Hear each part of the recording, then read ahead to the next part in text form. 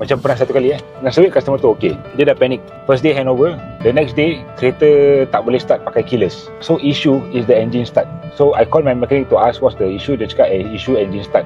So I said okay, I ask the client, can you go to the workshop? Dia tak nak, dia minta buku manual. I said okay, I can pass you the manual book by right, I'm supposed to pass to you. Kita pun terlepas pandang. So I can pass you the book, but I need you to go to the workshop as soon as possible before other problems occur. So he went to the workshop, mechanic confirm, then I said repair cost saya punya company absorb. Because kita baru handover kat dia. It's not fair for him. By right, we are not supposed to take it because it's the wear and tear thing supposed to be on the owner. But for me, it's because I value that relationship with the client more compared to this kind of payment of better cost. To me, not his fault at all. Cannot be dia dapat kereta terus dia pergi jahanam ke benda tu.